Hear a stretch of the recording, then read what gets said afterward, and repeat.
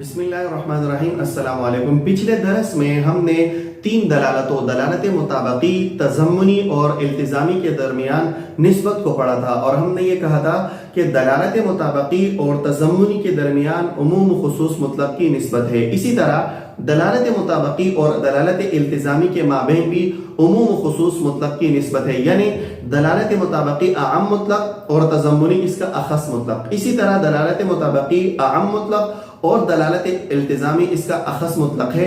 इसको पूरी तफसील के साथ हमने पिछले दरस में पढ़ लिया था, लेकिन इसका जो ये दूसरा शिक है कि दलालत मुताबकी और इल्तिज़ामी के दरमियान भी उमूम खुसूस मुतलक की निस्बत है, इस पे इमाम राज़ी रहमहुल्लाह का एक एतराज़ है। वो यही फरमाते हैं कि भाई दलालत मुताबकी और इल्तिज़ामी यानी दलालत इल्तिज़ामी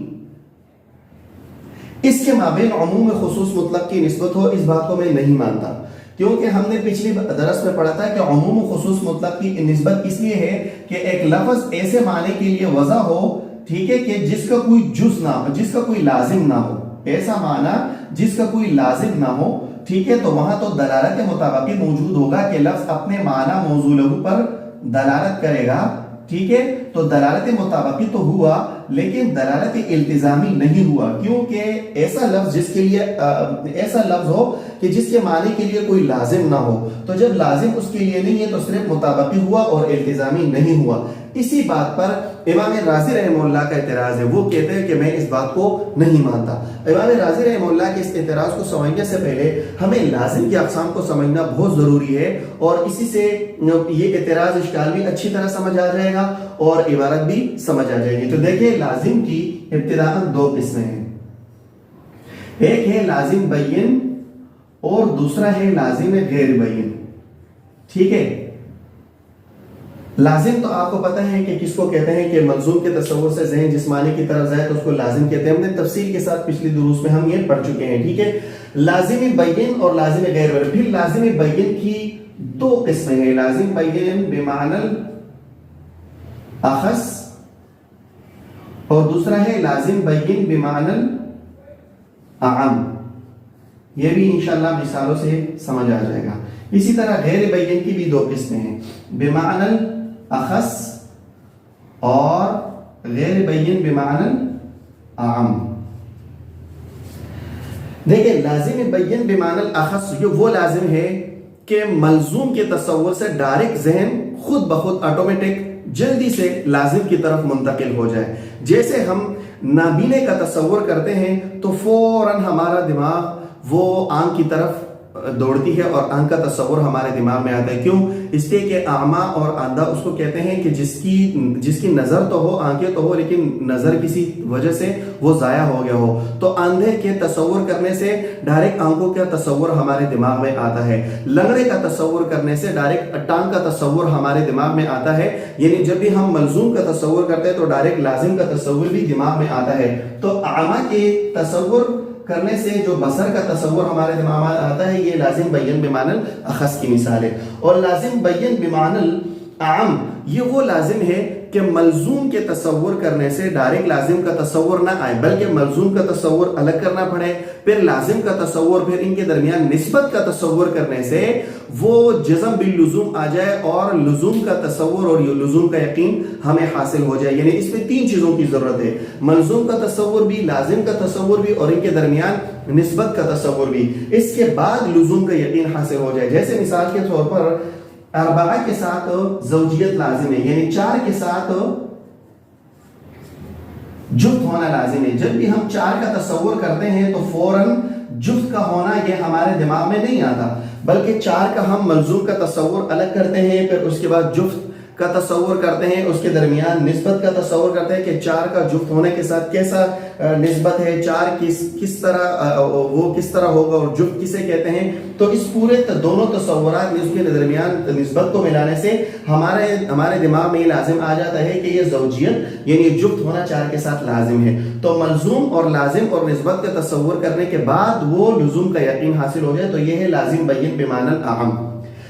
तीसरा है जनाब लाजिम बय्यन गैर बय्यन बिमानल अखस। ये पहली किस्म हुई, ये दूसरी, तीसरी और चौथी। لازم غیر بین بمعنی الاخص یہ وہ لازم ہے کہ ملزوم کے تصور کرنے سے ڈائریکٹ لازم کا تصور نہ آ جائے، بلکہ تھوڑا سا غور و فکر کرنا پڑے، دماغ لگانا پڑے.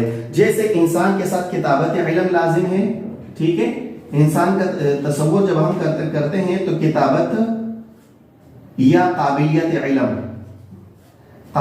علم کا تصور ڈائریکٹ ہمارے دماغ میں نہیں آتا، بلکہ انسان کا تصور کرتے ہیں، اس میں تھوڑا دماغ لڑاتے ہیں، غور و فکر کرتے ہیں کہ اس میں تو شعور ہے اور کس طرح اس کے ساتھ کیا کیا چیزیں لازم ہے. جس میں شعور ہوتا ہے تو وہ کیا کیا کر سکتا ہے اور کیا کیا چیزیں اس کو آ جانی چاہیے. تو اس کے بعد یہ قابلیت علم یا کتابت کا علم یہ ہمارے لزوم پر یقین آ جاتا ہے کہ یہ انسان کے ساتھ لازم ہے. اور چوتھی قسم ہے لازم غیر بین بمعنی الاعم. یہ وہ لازم ہے کہ ملزوم اور لازم دونوں کا تصور کرنے سے، نسبت کا تصور کرنے سے، تینوں کا تصور کرنے سے جزم باللزوم یعنی لزوم کا یقین حاصل نہ ہو، بلکہ اس کے لیے دلیل کی ضرورت ہو، ایک خارجی دلیل کی ضرورت ہو. جیسے عالم کے ساتھ حادث ہونا لازم ہے، ٹھیک ہے، عالم کے ساتھ حدوث یعنی زمانے کے ساتھ اس کا نیا پیدا ہونا اور اس کا برباد ہونا لازم ہے، ٹھیک ہے. تو اس کے لیے دلیل کی ضرورت ہے، اور وہ دلیل ہے کہ العالم متغیر وکل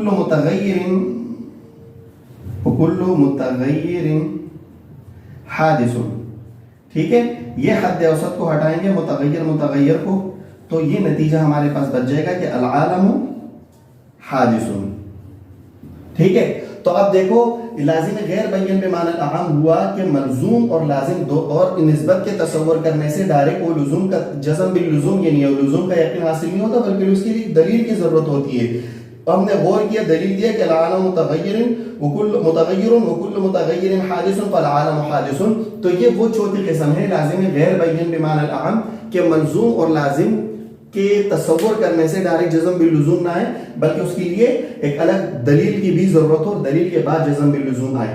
اب ان لازم کی چاروں قسموں کو سمجھنے کے بعد ہم آتے ہیں اصل عبارت اور اعتراض کی طرف. اعتراض یہ ہے کہ بھائی آپ نے یہ کہا کہ دلالت مطابقی اور دلالت التزامی کے مابین عموم و خصوص مطلق کی نسبت ہے. میں تو اس بات کو مانتا ہی نہیں ہوں بھائی کہ ان کے درمیان عموم و خصوص مطلق کی نسبت ہے. وجہ اس لیے کہ آپ نے یہ بولا کہ جہاں پر دلالت مطابقی ہوگا تو وہاں ضروری نہیں ہے کہ اس کے لیے کوئی لازم ہو.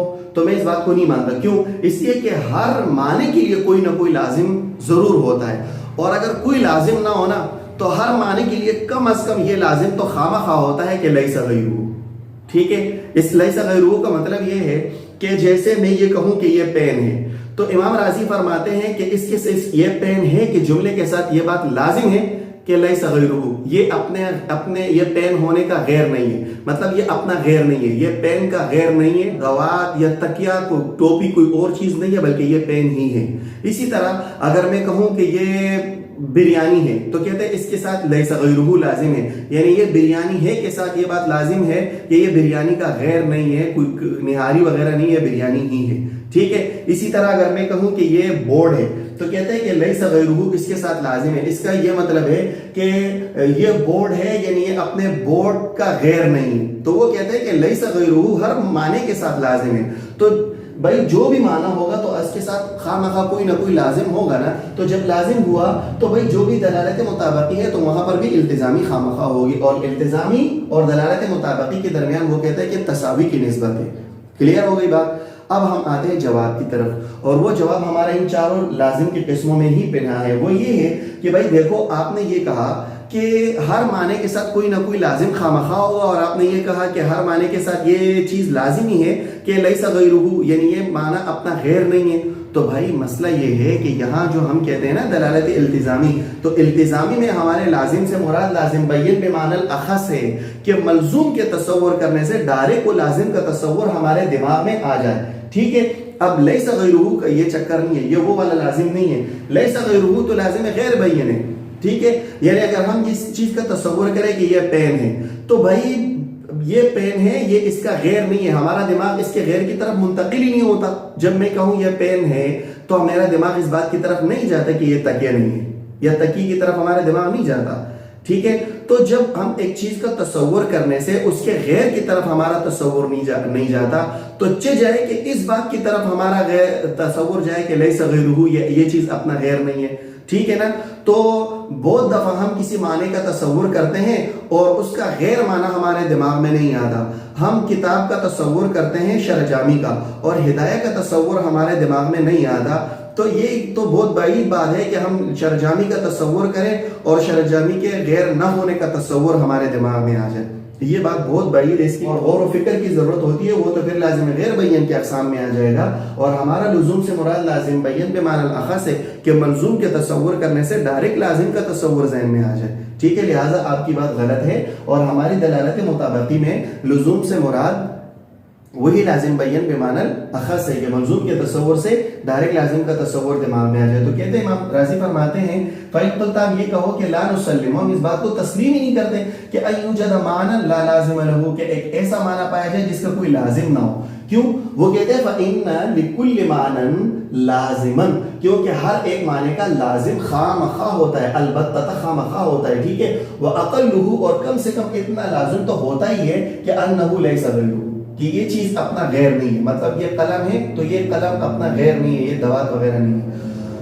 تو قلنا، ہم جواب دیتے ہیں بھائی المراد باللازم هو اللازم البین الذي ينتقل الذهن من الملزوم الیہ، کہ بھائی ہمارا لازم سے مراد المراد باللازم ہوا وہ لازم ہے البین، لازم بیان بمعنی الاخص ہے کہ ينتقل الذهن من الملزوم الیہ، کہ ملزوم کے تصور کرنے سے ڈائریکٹ لازم کا تصور آ جائے. جیسے عمل کا تصور کرنے سے بصر کا تصور ذہن میں آتا ہے. وقولک لیس غیرہ، اور آپ نے جو یہ دلیل دی، آپ کا یہ قول کہ لیس غیرہ، یہ لیس من اللوازم البینہ، یہ تو لازم بیان بمعنی لازم البین میں سے ہے ہی نہیں، لوازم بینہ میں سے یہ ہے ہی نہیں، لازم بیان بمعنی لفظ ہے ہی نہیں.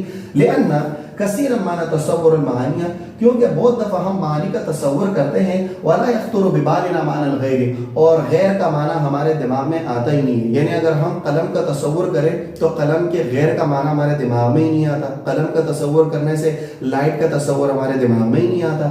فضلاً جائے کہ عن کونہ لیس غیرہ، کہ لیس غیرہ کا معنی ہمارے دماغ میں آ جائے. ٹھیک ہے. تو لیس غیرہ کا معنی ہمارے تو اس کا ایک چیز کا تصور کرنے سے غیر کا معنی دماغ میں نہیں آ رہا، تو لیس غیرہ کا معنی کہاں سے تصور میں آئے گا؟ اگر فرض کرو یہ آتا بھی ہے تو لازم غیر بیان میں سے ہے، اور ہمارا لازم سے مراد لازم بیان بمعنی اخص ہے. لہٰذا آپ کی بات غلط ہے اور ہماری بات صحیح ہے کہ دلالت مطابقی اور التزامی کے مابین عموم و خصوص مطلق کی نسبت ہے. ایسا ہو سکتا ہے کہ ایک معنی موجود ہو جس کے لیے نہ لازم ہو اور نہ اس کا جز ہو، تو وہ دلالت مطابقی تو ہوگا لیکن تضمنی اور التزامی نہیں ہوگا. ٹھیک ہے. باقی انشاءاللہ اگلے درس میں.